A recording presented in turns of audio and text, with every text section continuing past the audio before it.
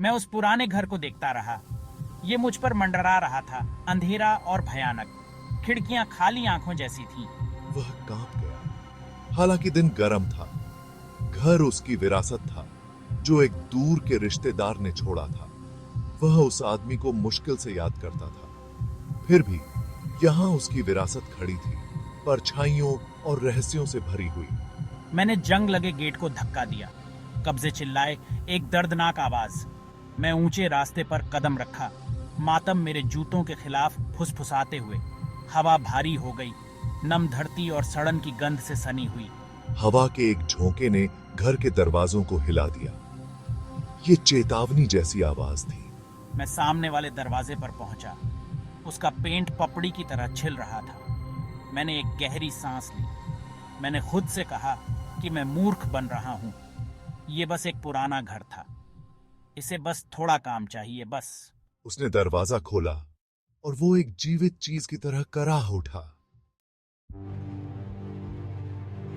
धूल के कण उस हल्की रोशनी में नाच रहे थे, जो गंदी खिड़कियों से छनकर आ रही थी। अंदर की हवा बासी और ठंडी थी। हर कोने में मकड़ी के जाले लगे हुए थे। मैं घर में दाखिल हुआ।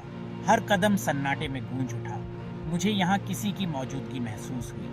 वह कमरों में घूमता रहा। हर एक खाली था। फर्नीचर सफेद चादरों में लिपटा हुआ था। सन्नाटा सिर्फ घर के चरमराने से टूट रहा था। घर में एक अजीब सी ऊर्जा थी। ये जीवित लग रहा था।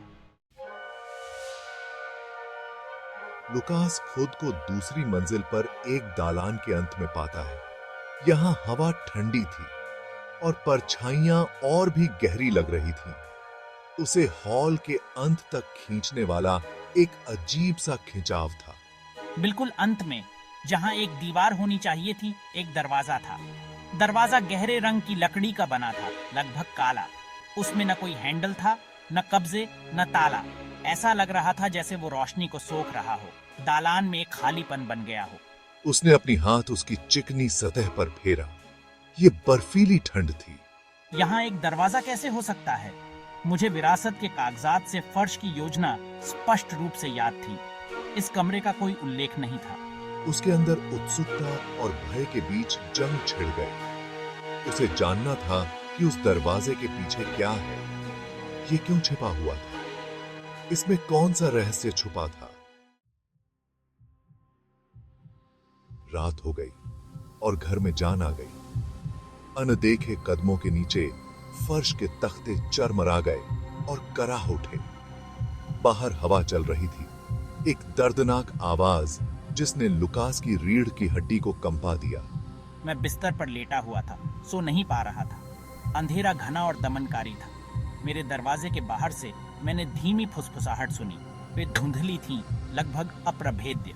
वह बिस्तर पर बैठ गया, सुनने के लिए तनाव कर रहा था। फुसफुसाहट तेज हो गई। साथ में एक हल्की खरोंच की आवाज भी आ रही थी। मैं बिस्तर से उठा और दरवाजे की तरफ बढ़ा। खरोंच दूसरी तरफ से आ रही थी। उसने अपना कान लकड़ी से लगा लिया। फुसफुसाहट अब स्पष्ट थी। बड़बड़ाती आवाजें जो उन भाषाओं में बोलती थीं जिन्हें वह नहीं समझता था। उसके पेट में डर समा गया। मैं जानता था, एक निश्चितता के साथ जिसने मुझे हड्डी तक ठंडा कर दिया, कि आवाजें असंभव दरवाजे से आ रही थीं। अगली सुबह लुकास को दालान के फर्श पर एक छोटी कलंकित चाबी मिली। ये पुरानी थी, धातु उम्र के साथ चिकनी हो गई थी। उसने इसे उठाया। एक अजीब सी आशंका उस पर छा गई। मुझे पता है कि ये चाबी किस दरवाजे की है। वह असंभव दरवाजे के सामने खड़ा था। चाबी उसके हाथ में भारी थी। शक ने उसे कुतर दिया। मैं क्या कर रहा हूँ? ये पागलपन है। इस दरवाजे को बंद ही रहना था। और फिर भी उसका एक हिस्सा, एक अंधेरा और जिज्ञासु हिस्सा उसे आगे बढ़ने के लिए उकसाता रहा। उसने चाबी दरवाजे तक उठाई। ऐसा लग रहा था जैसे ये पूरी तरह से फिट बैठता है। धातु एक क्लिक के साथ प्राचीन ताले में घुस जाती है। सन्नाटे वाले दालान में आवाज गूंज उठी। दरवाजे के पीछे की फुसफुसाहट तेज होने लगी। उसे विनती कर रही थी, उसे चेतावनी दे रही थी। उसका हाथ कांप रहा था। लुकास ने एक गहरी सांस ली और चाबी घुमाई। ताला एक कराह के साथ खुल गया। दरवाजे के पीछे की फुसफुसाहट बंद हो गई। दालान में एक अजीब सी खामोशी छा गई। वह एक पल के लिए झिझका। उसके पेट में डर समा गया। मुझे दूसरी तरफ क्या मिलेगा? उसने दरवाजा खोला। ये एक धीमी कराहट के साथ अंदर की ओर झूल गया, जिससे रंगों और आकृतियों का एक घूमता हुआ भंवर दिखाई दिया। ये एक और आयाम में देखने जैसा था। एक ऐसी जगह जहां वास्तविकता के नियम तोड़ मरोड़ दिए गए थे। उसने अपने चेहरे पर एक ठंडी हवा महसूस की, जो अपने साथ सड़न की गंध और कुछ प्राचीन और बुरी गंध लेकर आ रही थी। भंवर स्पंदित हुआ और स्थानांतरित हो गया। उसे आगे की ओर इशारा किया। हवा ऊर्जा से चटक रही थी और फर्श से एक नीची गूंज गूंज रही थी। लुकास ने एक अजीब सी खींचतान महसूस की, जो उसे घूमते हुए रसातल की ओर खींच रही थी। उसने एक कदम और करीब बढ़ाया। उसका हाथ अज्ञात की ओर बढ़ा। दहलीज पार करते हुए मेरे चारों ओर की दुनिया घुल गई। रंगों और आकृतियों का घूमता हुआ भंवर एक धूमिल और उजाड़ परिदृश्य में जम गया। आकाश एक बीमार पीला था और हवा राख और सड़न की दुर्गंध से भरी हुई थी। लुकास ने खुद को एक युद्ध के मैदान में खड़ा पाया, जो लंबे समय से मृत प्राणियों की हड्डियों से अटा पड़ा था। सन्नाटा सिर्फ ऊपर चक्कर लगा रहे कैरियन पक्षियों के विलाप से टूट रहा था।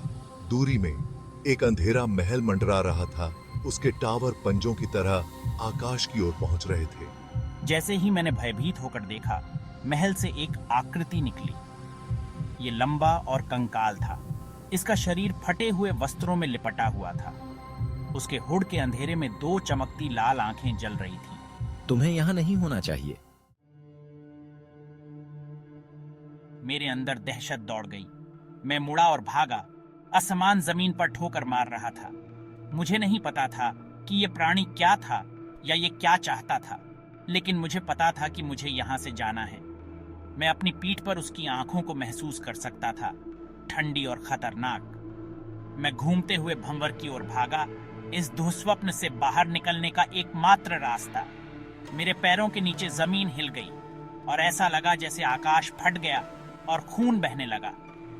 मेरे पीछे प्राणी की हंसी गूंज उठी, एक भयावह आवाज जिसने मुझे आगे बढ़ाया। मैं भंवर पर पहुंचा और खुद को अंदर फेंक दिया। मेरे चारों ओर उजाड़ परिदृश्य घुल रहा था। मैं दालान के फर्श पर जोर से गिरा, सांस लेने के लिए हाँफ रहा था। मेरे पीछे दरवाजा बंद हो गया। ताला अपनी जगह पर वापस आ गया। मैं एक पल के लिए वहीं लेटा रहा। दिल तेज हो रहा था, सांस लेने की कोशिश कर रहा था।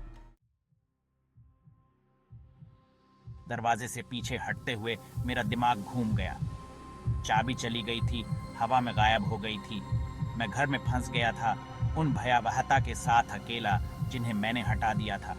मैंने एक ऐसे स्थान के लिए एक द्वार खोला था जिसे कभी भी विचलित नहीं किया जाना चाहिए, प्राचीन बुराई का स्थान। मैंने बाकी रात अपने कमरे में दुबका हुआ बिताई, फुसफुसाहट और दरवाजे पर खरोंच की आवाजें सुनता रहा।